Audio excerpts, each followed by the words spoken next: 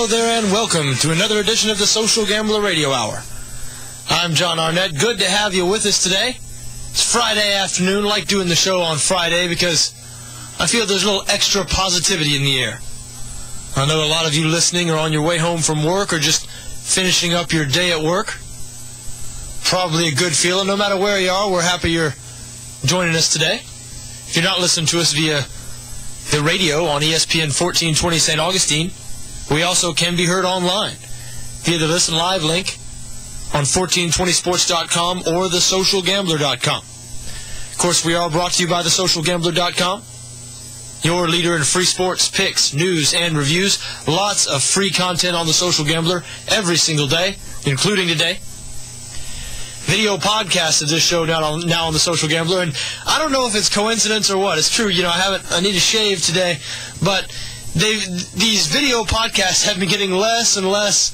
They're getting more and more low def. Now, I don't know anything about technology, but this latest one, they seem to try to make it as fuzzy as possible with good reason, because otherwise, you'd see all the intricacies of my face that, you'd see why I have a face for radio, like I always say. But anyway, and they said they even make a joke about it. On this last podcast, yesterday's show they posted. They said they might even be going to black and white, considering moving these video podcasts to black and white. Hey, I guess as long as they're putting them up on the site, that's progress for me, right? Anyway, we do urge you to check out the Social Gambler. Everything's entirely free. They're also an app for your smartphone. Now, if you're listening out there and you're a youngster, if you're young and you haven't yet decided which direction you want to go as far as your career, what you want to do for a living, if you want something that's a little easier, if you're not, don't want to say if you're not a hard worker, but if back-breaking labor is not your thing, you might want to consider radio producer. Because I'm sitting here right now looking at my friend Pete Melfi just demolish a Big Mac. Looks delicious. Also got some McDonald's fries in there. Unintentional promo for McDonald's right there. But, when you can, during the course of your workday, go ahead and enjoy some McDonald's fries and a Big Mac. That's my type of work, and it should be your type of work, too. So if you want to, Pete Melfi right here, producer extraordinaire, role model to aspiring young radio producers out there.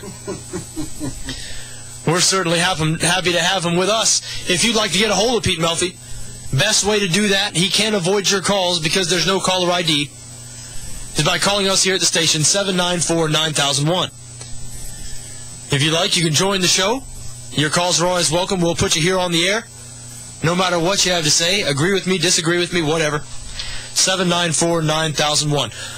A lot going on in the sports world. Of course, the Olympics, the primary thing that is ongoing, and we get to see tape-delayed coverage every single night from NBC. You probably heard there on the radio Pete throwing away his McDonald's there.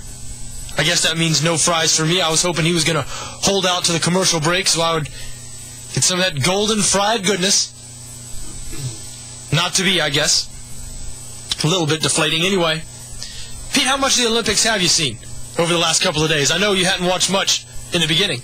I watched women's volleyball for about 2 hours. Women's volleyball was on. Yeah, that's about the extent of the Olympics. Just so happened to be women's volleyball, huh? Yeah, just so happened to be what was on, one of the man. more popular spectator sports. Disappointed a little bit in the American contingent. I mean, I know they're like Kerry Walsh and Misty May Traynor or whatever. I think they're the greatest women's volleyball players ever or whatever. But, kind of weathered.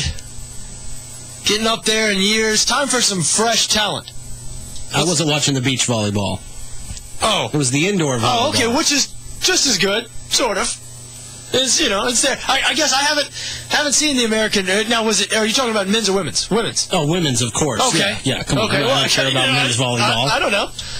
I hadn't seen the women's volleyball team. Have you had a chance to see the Dutch women's field hockey team yet? Recommended viewing. Anyway, well, if that's all the Olympics you saw, the team volleyball, I don't even know the results of that competition, probably because the United States didn't medal. The results were it was great to watch. Yes, I didn't know who won, didn't know who lost. Yeah, I hear you. I lived with a guy in college who ended up marrying a volleyball girl. Some of those volleyball women tend to be very well put together, no doubt about it. Anyhow, not sure, like I said, not sure how the United States did in that. I have only been reporting United States medal results, because I don't think anybody cares whether or not Lithuania won the silver in fencing or whatnot. U.S. is racking up plenty of medals. They actually have now pulled even with China at 42 medals apiece in the medal count, and one ahead in the gold medal, 21-20. So China, with your billions of people and foot wrapping, stringent training, I don't know, foot wrapping. Do they still do that, Pete? They still wrap feet in China? Do you know what I'm talking about? Wrap feet for what? You don't know what I'm talking about? To pull stuff out of your feet? No. With girls, do they still have the quota system in China, first off? I think they do. They do have the quota system, yeah. Because I found out, I do have one child, a boy, and found out recently that I might be having a girl for this next one. So I made the joke, hey, they'd already be digging the hole in China. A couple of people who I made the joke around did not take the joke well. Lighten up. Don't be so sensitive. I like your bumper sticker. What does your bumper sticker say? I don't know. A couple of bumper stickers. Hey, when you drive a car, my car is not a Mercedes by any means. It's a Nissan Versa with a hubcap missing. So it's the right car to slap a few bumper stickers on, right? Yeah. That's the way I feel about it, anyway. Decorated very nicely. It looks like a well-decorated veteran of the road. It is a veteran of the road. It is a veteran of the road. We put some miles on that thing, no question about it. The war wagon. Anyway, you got me off my train of thought. What was I saying? It seems like I was going to give you a hard time about something in a roundabout way. That's why I tried to bring you off topic, because I didn't want a hard time about whatever you were going to talk about. But Exactly. I totally lost it as well. Exactly. There you go. I'm sure somebody listening saying, oh, no. Finish your thought, or not. Anyhow, Olympics ongoing. Spoiler alert, if you've been just hanging on this tape delay NBC Olympic coverage and you don't want to hear who wins, turn down your radio. Okay, ready? Okay. Michael Phelps, another gold today. The final individual event of his career. The 100-meter butterfly. That gives him 17 gold medals and 21 medals overall in his career. Both of those are Olympic records. Michael Phelps, the greatest Olympian results-wise, the greatest Olympian that we've ever seen. There were a few other notable results in swimming, women's swimming especially. Missy Franklin, the 17-year-old, who's had a great Olympics, set a world record in the 200-meter backstroke today. That gives her 3 gold medals, 4 medals overall in these London Games. And a 15-year-old, youngest Olympian, youngest American Olympian, 15-year-old Katie Ledecky, won the 800-meter freestyle, and apparently that's the most, or one of the most grueling races in swimming.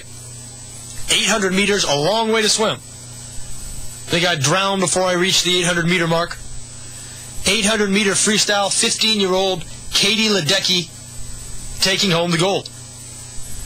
Now, I watched some Olympics today. It was not women's volleyball like Pete. It was that Roger Federer, Juan Martín Del Potro match, semifinals match. Now, if you've heard the show over the last few days, I'm not in favor of the Olympics having these professional athletes. I think it should go back to the amateur athlete. And the reason is because you can tell when you watch these sports. Watch some of the more obscure sports. I saw the judo bronze medal match a few days ago. Watch any of these obscure sports where this is the time, the Olympics are the only time where anyone cares about these sports, where anyone cares about the athletes competing in these sports, and watch the emotion and just watch how much it means to these athletes. And it's that type of stuff that makes the Olympics compelling viewing. That's why you want to watch the Olympics. If people didn't care so much, ordinarily, you don't watch swimming. You don't watch judo. But when it's there one moment, anybody, it's reality television. Anybody can get into that. Anybody who saw that bronze medal judo match, I'm sure nobody did. That bronze medal judo match, did you see that one? Yeah. I saw that. And it just sticks out because the guys were so into it. And then as soon as the match was blown dead, they both collapsed and started bawling. Now, I've told you, it does make me somewhat uncomfortable to see grown men bawling on television, especially for a victory. But still, seeing these guys, you could tell, God, it meant so much to them. It meant so much to them. And it's interesting. And something like tennis, something like basketball, it's just not the case. If you don't believe me, Roger Federer, and if you want to go by record, Federer is the greatest men's tennis player in history. Now, I've said that it's tough to call Federer the greatest player in history when he's clearly not the greatest player of his own time. Rafa Nadal is clearly better than Roger Federer. Look at their record. He has a dominant head-to-head record against Federer. In Grand Slams and Grand Slam finals and regular tournaments, he just beats Federer. When they play, he usually wins. But Federer's won more Grand Slams than any man in tennis history. And this is his fourth Olympics, and before this Olympics, he had yet to medal. Hadn't even collected a bronze medal in the Olympics. So those other three Olympics, obviously, he was dominant during that time. So you can't convince me that he put as much energy or cared as much about it. He did beat Del Potro today, though, in a very compelling match. And I was going to say that, yeah, like I said, I think it should be returned to the amateurs. But when you watch something today like Roger Federer, Juan Martín Del Potro, it makes you rethink that stance. Because after watching, water polo and judo and field hockey, after watching sports like that where you don't really know what's going on, and so they might be hard to watch in a way, watching two of the best tennis players in the world play a great, great match. Longest three-set men's match in the Open era, longest match in Olympic history, 19-17 in the third set. Federer won 19-17 in the third set. Very high-level tennis, very interesting to watch, and it was refreshing to watch something like that, I have to admit. Even though I've been saying in the last 2 or 3 days that I'm ready to see the professionals out of the Olympics and nothing but amateurs in the Olympics from now on, the way it used to be. Easy to take the other side after watching something like Federer versus Del Potro. Now, Michael Phelps, we mentioned gold today. All-time Olympics record holder. He has one more race in his Olympic career. Today was his final individual race. But still, the 4x100 medley. 4x100 medley, the relay, it's a team race. I believe medley means you swim a different stroke, a different style, sort of each way down the pool. Correct me if I'm wrong on that. I think that's what it is.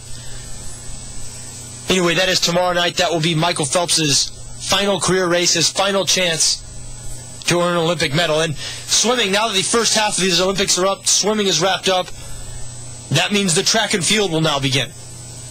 Track and field already beginning in earnest with the qualifying heats. Happen to be watching today when Sonia Richards-Ross, who you might know as the wife of now Jaguars cornerback Aaron Ross. Aaron Ross, of course, former Texas cornerback, drafted by the New York Giants, has played his entire career with the Giants, won the Super Bowl last year. Giants let him go. He's been a little bit of disappointment in New York. I mean, no two ways about it. He played a lot on a defense that won the Super Bowl last year. So he's got to be pretty good, right? But it's not like the Jags paid him top dollar in terms of cornerback. The Jags paid him like he's going to be a number 2 or number 3 corner, which he is.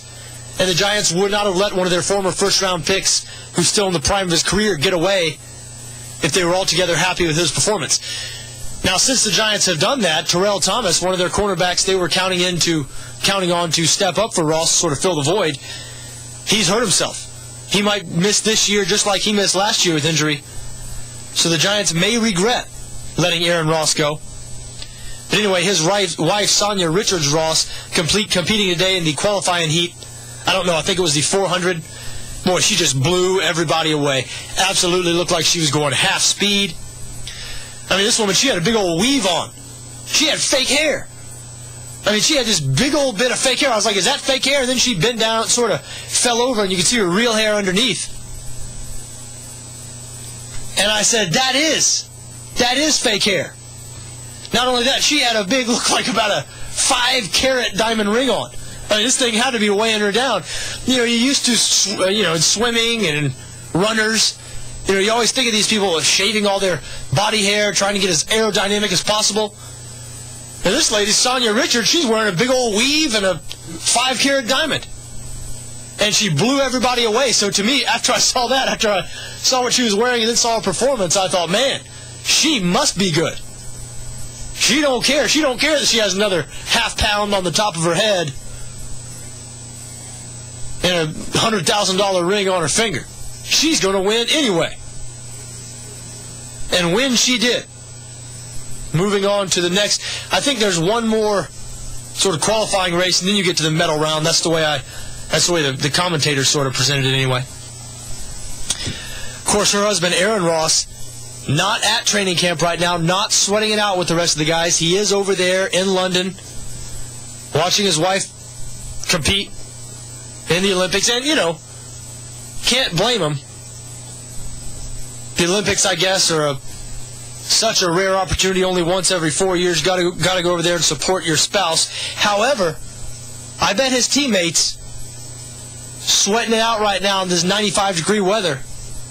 I bet you they wish they had hopped a plane over to London, spent some time in the Olympic Village. His teammates are sweating it out. There will be a scrimmage tonight. Jags holding their only night practice, a scrimmage. We'll talk plenty about that after the break. Before we go to break, Pete did remind me what I lost my train of thought about. And so let me go a little off course here. A little off course from where we were, because I just want to, I feel it's partially my obligation to educate Pete on the ways of the world. And so, he did not know what I was talking about. I know some viewers did when I talked about, the Chinese and the foot wraps. Listen, the Chinese culture is strange. It's different than ours. They have a quota, I believe. I know they used to. I believe they still have a quota on how many children you can have. So because of that, it's been rumored that people have killed female children at birth because you're only allowed a certain amount of children, and hey, you want that boy, right? Yeah, the female child, you end up marrying her off to another family. That boy carries on the family name, right? Well, anyway, so apparently some people view it that way. Chinese people, Pete, if you didn't know this, I don't know if this still happens. I know it did happen throughout the years.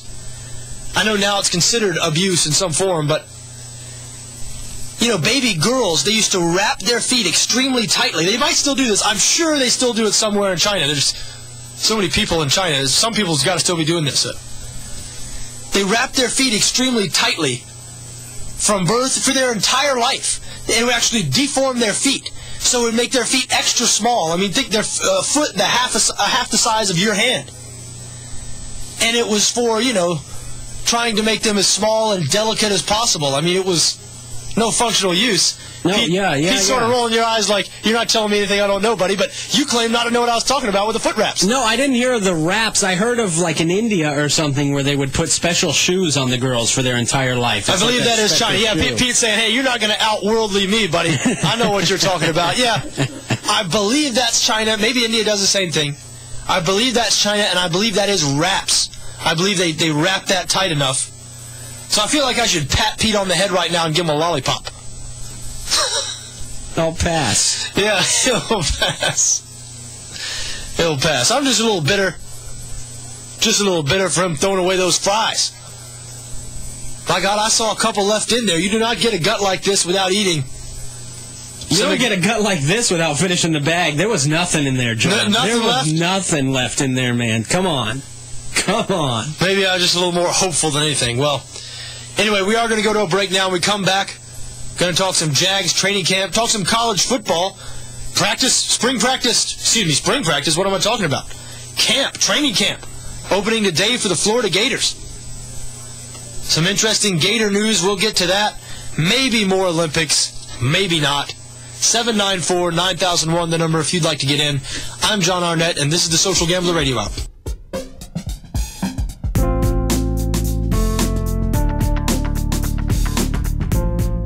Welcome back to the Social Gambler Radio Hour. Just received interesting information on a certain business owner here in St. Augustine that my associate Pete Melfi has sworn me to secrecy about. But just so you know, we are in the technology age. When you participate in technology, you can be tracked, people. Keep that in mind. I am John Arnette. This is the Social Gambler Radio Hour. 794-9001 is the number here in the studio if you'd like to join the program. Your calls are certainly always welcome. 794-9001.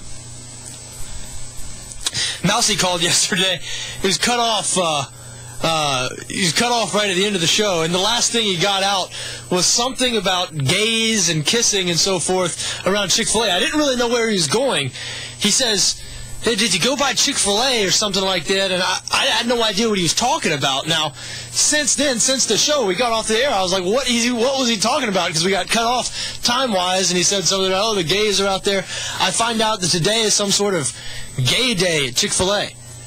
Correct me if I'm wrong, but homosexuals are supposed to go out there and kiss each other in public display of affection. I think that's what's going on. So, anyway, any updates on that from any of Pete's? Okay.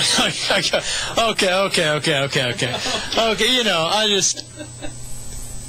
we need to be on satellite radio where there's no FCC. All right. Plenty of sports to talk about here. I don't know why Mousy's phone call popped into my head. I thought it was amusing when we went off the air, and apparently it was this news, big news that I didn't know about. I found out since then. Anyway, I am John Arnette. This is the Social Gambler Radio Hour. As promised before break, plenty of NFL football to get into. Jacksonville Jaguars training camp ongoing. Scrimmage tonight. Open to the public, free to the public. Starts a couple hours after we get off the air here. So if you don't have anything to do tonight, you're looking for something to do with the family, take them out to the Jaguar scrimmage. Now, warning, don't expect tons and tons and tons of excitement. Thought it was interesting. Coach Mike Mularkey said today that he wanted to make this training camp something that was big for fans, something fans could look forward to attending, something that, could be a big family-friendly night, Anyway, that's all fine and good, and, I know it's at night. Hey, I know it's the beginning of August. It might be tough to get people to go out and sweat it out watching football anyway, but if you really want to make it fan-friendly, and if you really want to make it something that's going to attract a whole lot of people, in my opinion, you should make it more of an actual game. This is not going to be a game. It's going to be a scrimmage. They're only going to tackle in the first half of the scrimmage. And when they tackle, no tackling below the waist, no blocking below the waist. So, you're going to have, it's going to be like the Pro Bowl. You're going to have guys who aren't even trying to tackle each other. Blaine Gabbert, if you're excited about seeing how Blaine Gabbert looks, don't get your hopes up with tonight's scrimmage. He will not be able to be touched. He'll have that red jersey on. You will not be able to lay a finger on Blaine Gabbert. And again, they'll only be tackling for the first half of the scrimmage. Also, it's not like they're going to be playing any sort of regular rules during the first half of the scrimmage. They're going to start drives on the 30. Every drive is going to start on the 30-yard line, and every drive is going to be between 9 and 12 plays in length, regardless of the outcome of those plays. So anyway, even though Mularkey says he wants to make this a big annual deal and a fan-friendly thing that people look forward to going to, certainly the setup of the game is not very fan-friendly. We are going to go to the phones now. We do have Mousy on the line. Mousy, speaking of devil, my friend, I was just recounting your conversation that we ran out of time with at the end of the show yesterday. Hey, we ran out of time. I didn't know what you were talking about at the time when you said Chick-fil-A, but since then I have been educated. I now do know what you were talking about. Let me ask you, have you gone to Chick-fil-A today to get your strawberry milkshake? No, I haven't, but my wife is in town, and I told her to go by there and get a strawberry milkshake or whatever, just to, but I don't know. Maybe I shouldn't have told her that because the gays are going to be there. They're going to be inside the store groping each other and kissing, and she doesn't need to see that. I mean, she's a mature individual, but that kind of garbage. But she said, what was the day before yesterday? She said it was a trip, man. She said they had 3 cops out there directing traffic because of all the supporters. And what I was saying when we got cut off was the 98% in this country, 99%, don't have any way to express what they are for. The politicians could care less. So you vote with your wallet. If you see somebody well, I won't go into it, but there's the only way you can the 99% can show their preferences is by voting for their wallet, by their wallet. Just either stay away from a store or swarm a store that's for something like that. So Ellen DeGenerate is on. She's advertising on TV. Whatever that cosmetic is, I told my wife, I said, do not buy it. Well, Mousy, man, I see where you're going, and of course, I don't want to venture too far into the realm of politics. We do try to stick to sports, but yeah, a little unusual. I think that people, I don't know, is that happening in the local St. Augustine Chick-fil-A? I think if that's true, and people are actually going to show up there, homosexuals or whatnot, and try to display affection publicly, certainly I think that's a little bit beyond the pale, and that's a little bizarre to me. It's disgusting. My wife said that Wednesday everybody was happy, shaking hands with each other and helping each other out, and the girls that bring you your orders, they were more than friendly, and just working their off, and but like I said, that's the only way guys like you and me have a way of showing anything. Our vote means nothing, and our politicians mean nothing. So I share your cynicism regarding politics, and I do think that certainly, free speech is allowed in this country, and people are able to demonstrate. But also, that works both ways. I know this is all based on, I guess I've learned in the last 24 hours, Chick-fil-A, the founder of Chick-fil-A, may be coming out and saying he was against gay marriage. Well, that's free speech too, and he has every right to say that, and he has every right to run his business the way he wants to run it. And if homosexuals don't like that or don't like Chick-fil-A, then I'm sure they don't have to come. They're willing to, they're able to express their views just the same as other people are able to express theirs. So yeah, we live in a country with freedoms, with certain freedoms, and thank God we have those freedoms. And I do think that a lot of the times we have groups, vocal groups that might be in the minority, and I'm not saying, I'm not painting certain groups with a broad brush, but certain vocal groups that may be in the minority who sometimes, they want their freedom of speech heard, but they don't like the freedom of speech that doesn't agree with their way of thinking or the way they live their life. Well, so exactly, they're trying to get rid of talk radio. Rush Limbaugh and those other guys. But anyhow, to get on the football, you found out that game, Arizona and New Orleans, is Sunday, right? Yeah, you're correct about that, Mousy. Actually, it wasn't as bad as my draft screw-up a couple of months ago. For some reason, I thought the NFL draft was about 2 weeks before it actually was, and I spent about a week on this show saying, NFL draft next week, and all this, and finally somebody said, the NFL draft is not till the end of this month, something like that. And so yeah, not as bad as my draft screw-up, but you would think because I follow football, NFL football in particular, more closely than I follow anything else. I mean, college football right there with it. Yeah, you would think that I would know that the Hall of Fame game was on August 5th. I don't know where I had August 3rd stuck in my head, but you are right. New Orleans and Arizona will play in Canton August the 5th on Sunday night. Yeah. And New Orleans is favored by 3, which is a given, but you don't bet on. I don't like to bet on preseason games. I was about to say, Mousy, preseason football extremely tough to bet on. Now, I did read. I'm gonna give a little plug to our sponsor here, because I did read a very interesting article on the Social Gambler this morning. One of their contributors, gentleman Mitchell Mancini.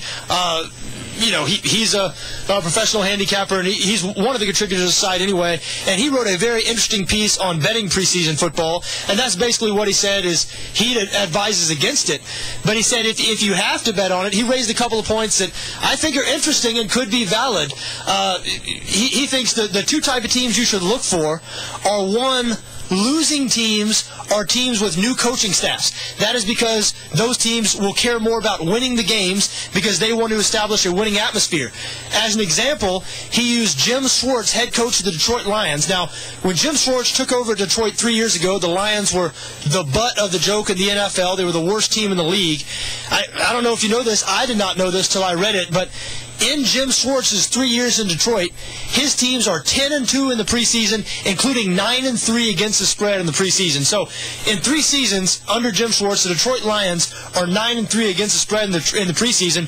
You contrast that to Peyton Manning's Colts, who at one point, when Peyton Manning and Tony Dungy were together in Indianapolis, they had a 3-year stretch of 1-11 in the preseason. So, you want teams who care about winning.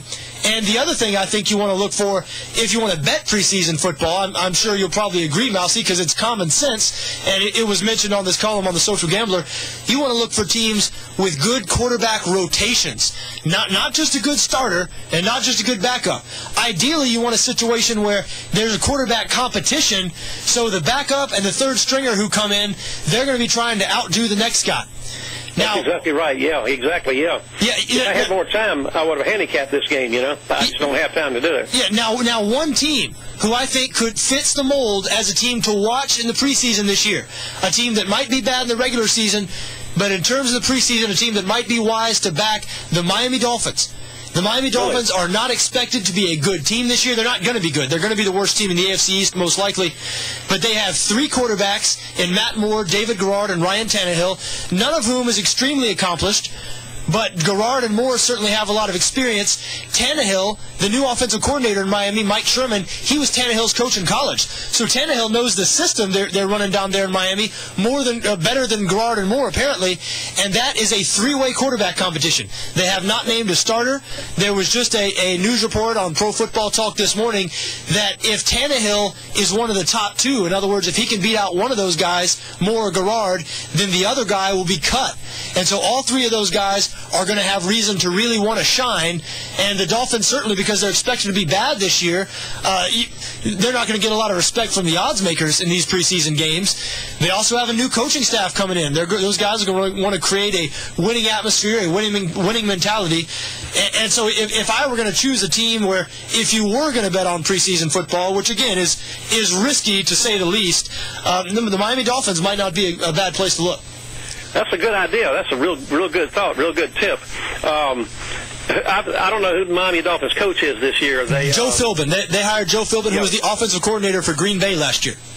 Yeah, that's when they replaced Tony Soprano, right? Yeah. Sperano, of course, is now the offensive coordinator up with the New York Jets. Yeah. But I don't think it did a heck of a lot of good. He's not doing that, But anyhow, hey, I got a race for you tomorrow. All right, let's hear it. Okay, Saratoga. Post time 5:12 p.m. Race 9. And to make it quick, I'll just give you the numbers rather than the names. Yeah, sure. Let's hear them. Let's hear the numbers. 6, 3, 5 with a long shot of 7. Now 7 is a long shot, but right now she's 12-1. So if you could get, if she comes out in one of your trifectas or exactas with those kind of odds, now I think her odds are going to go down. I just look at those odds going down for her. All right, so that's tomorrow, Saratoga, race 9, post time 5:12 p.m. And you like number 635 with the long shot being the 7. Yeah. Now you remember a couple of weeks ago I told you I did. My long shots, a lot of times they come in. I do, yes. And doggone if that long shot didn't come in second at 15-1 odds. 15-1, and that mother came in second. Well, hopefully you were involved at least a little bit. Yeah. See, I've got a email list, and I've got guys that email me Monday and say, "Are you betting your long shots? Because your long shots always come in the money." But if this long shot comes in the money, this is going to be with these odds, But yeah, 12-1, certainly favorable odds. Yeah, lovely odds. Okay, well, hey, it's been nice talking to you. And, all right, Mousy, we appreciate the call as always, man. We'll talk to you soon. Okay, sure enough. Bye-bye now. That was Mousy, mixing politics and sports. As we do from time to time here on the show, try to stick to sports, but sometimes it's hard not to venture into some other issues. Try to leave that to the man across the glass. Of course, Tim Constantine doing his show. We share this beautiful palatial Phillips Broadcasting area, 1420 and 1240 a.m. here in St. Augustine. So, anyway, we will try to stick to the sports. As we said, Jaguars scrimmage tonight. Free to the public. It won't be a real game, and they'll only be tackling in the first half, and they won't really be tackling because they won't be allowed to tackle below the waist.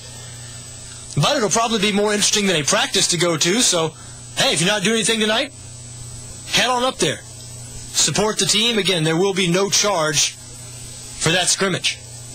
We do have to take a quick break now. We will be right back with more of the Social Gambler Radio Hour.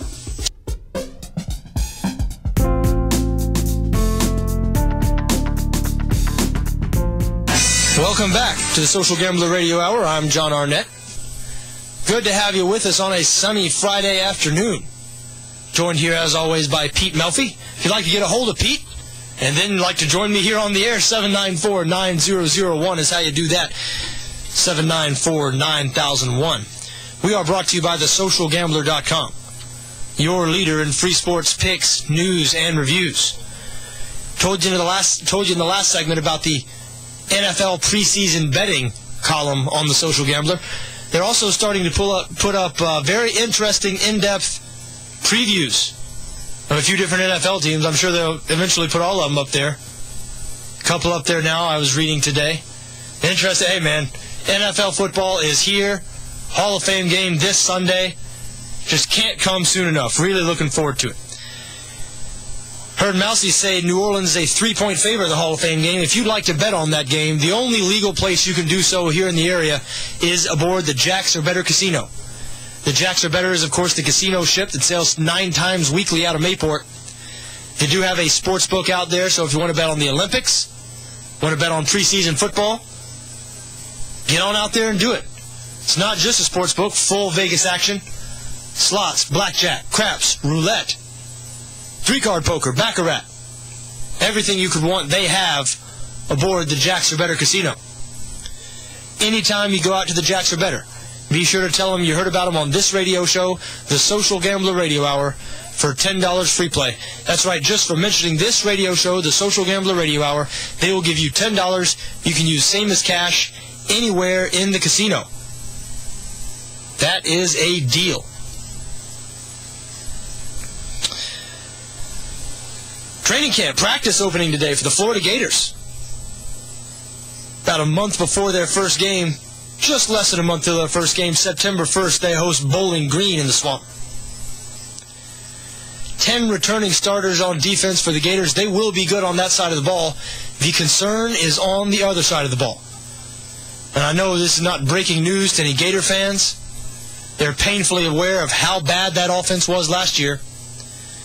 And try as I might, I do not see any hope on the horizon, at least not this year, for the Gator offense. Will Muschamp said there'd be a lot of position battles on offense, a lot of spots open. I don't think that's a good thing. Anytime a coach says that, that's generally not a good thing. Hey, but maybe not. Something different is better than what they had last year, no question about it. Now, one of the 2 quarterbacks who struggled last year will be this year's quarterback. Both of the guys were true freshmen last year. I'm talking, of course, about Jeff Driscoll and Jacoby Brissett. They both have 1 year under their belt. The coaching staff has declined to even say which guy's out ahead, and many people think that's because they don't want the other guy to transfer. It's believed that Jacoby Brissett was sort of Charlie Weiss's guy, and if Weiss had stayed on as offensive coordinator at Florida, Jeff Driscoll would have transferred. So in an effort to prevent that, the coaches did not even name a leader coming out of spring practice. So there will be an old-fashioned quarterback competition for the Florida Gators. Not sure, to tell you the truth, I could not tell last year which one of those guys was the better man for the job. I don't believe Jeff Driscoll last year was being used as he should be. He's an athletic guy. He can run the ball. To me, it looked like they were trying to sort of a round peg in a square hole situation with Jeff Driscoll last year. The offense was too conventional for him. He would be better suited, I think, for that Urban Meyer offense. But you don't have to go full spread, shotgun spread to take advantage of a mobile quarterback. Lots of different ways to do that, and Jeff Driscoll is mobile. Jacoby Brissett, on the other hand, the more traditional drop back from the pocket passer. We'll see how that battle shakes out. Now, one spot the Florida Gators really have a lot of question marks, a spot they really struggled last year, and that is the wide receiver position. They have no wide receiver returning with more than 16 career catches. That's right. No wide receiver returning with more than 16 catches last year. No, I believe that's more than 16 career catches. Andre DeBose is expected to be the number one guy. He's got the speed and has shown the ability as a return man. But, for a guy who was billed as the next Percy Harvin when he came out of high school, he hasn't shown much in terms of wide receiver ability. Does not run crisp routes, really sort of rounds off his routes, so unless he's running a straight go route, he's not that hard to cover, apparently. Whatever it is, he hasn't developed, hasn't produced the way a lot of people thought he would when he showed up on campus. And bad news for the Florida football program was revealed today. Bad news for the receiving corps. And potentially really bad news for the program and the fans of the program. Receivers coach Aubrey Hill resigned today. Very strange timing, just 4 weeks before the start of the season. Aubrey Hill, not only did he coach receivers, but instrumental in recruiting ever since he joined the staff, and he did join when Will Muschamp took over last year. Before that, he was down at Miami. And it's that time at Miami that could be the reason he resigned now, and is the reason that Gator fans should be very concerned about this. Because Aubrey Hill is a guy who has been linked directly to Nevin Shapiro. Nevin Shapiro, of course, the booster, the guy who has since been jailed, who has claimed he gave thousands of dollars in cash and gifts to dozens of former Miami football players. Some of those claims have been backed up by photographs, documented conversations, and Shapiro claims he has even more proof. Now, news broke a couple of weeks ago the Miami football program might not be out of the woods with all this because Sean Allen, who is an assistant equipment manager, he worked with Shapiro, was apparently given $600,000 or something in cash and cars that he distributed to players through the years. Well, he stayed on through last season. So he still worked with the Miami football program last season, which I'm sure has Al Golden nervous, should have Hurricane fans nervous. That whole storm is not through down there. We don't know what sanctions Miami is going to face from this Nevin Shapiro, Sean Allen mess. No question they're going to face some. There will be a postseason ban in the Miami Hurricanes' future. Now, as I said, Aubrey Hill directly linked to both of those guys. Shapiro and Sean Allen. So we shall see. We shall see what becomes of that. Certainly I'd be concerned if I were a Florida fan, because very curious timing. Why else would Aubrey Hill resign 4 weeks before the start of the season if he weren't somewhat concerned, or Will Muschamp or Jeremy Foley or somebody wasn't somewhat concerned about what the effects that his involvement in the Florida football program could have on the Florida football program's future, possible NCAA sanctions or whatever. Because if you're dirty, if he's recruiting guys at Miami, giving him cash and cars, and that's what's claimed that was happened here. Aubrey Hill supposedly drove Miami recruits directly to Nevin Shapiro's house, dropped them off, knew full well that violations were being committed. At least these are the accusations. Now, since Hill's taken over at Florida, he's been busy. Florida has 4 wide receivers committed for this upcoming class. next year's class, 2013's class, including Ahmad Fullwood, the Jacksonville product from Bishop Kenny, one of the top 50 players in the country according to Rivals.com. So remains to be seen how this is going to affect those guys. Certainly Aubrey Hill was, if they're wide receivers, I'm sure he was the one who was primarily recruiting them. I know Hill was extremely involved in the Florida Gators recruiting, not only at the wide receiver position. Hill himself is, of course, a former Gator, played for Steve Spurrier in the early 90s. Coached in a few different places. As we said, most recently Miami before he came aboard at Florida. But Aubrey Hill resigns. Suspicious, I would say, is a good word for it. We'll see if something more comes of it. As we said, Hall of Fame game this Sunday night. NFL football is here, folks. Before we come back on the air, we will have an actual NFL football game to talk about. Preseason game, but a game nonetheless. Now, something in that game we haven't mentioned that, you know, the lockout last year got a lot of attention. There's another lockout going on now that is not getting quite as much attention, but could have a real effect on the games that we see on Sundays. And that is the lockout of the NFL referees. Replacement referees will be used this Sunday night in the Hall of Fame game. The NFL is prepared to go forward this season with replacement referees. And not only that, but because the referees union encompasses guys in the NFL and in major college football, Division I, BCS level college football, these replacement refs are guys who are pulled from the Division II and Division III college ranks and some the high school ranks. So we're talking about real amateur refs now. Now, how much of an effect will this have? Quite frankly, I'm not sure.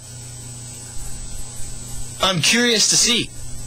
Early reports are, you know, some of these replacement refs have been reffing some of the practices, the practices where teams will practice with another team. You know, Jacksonville used to do it in the past. They don't do it anymore.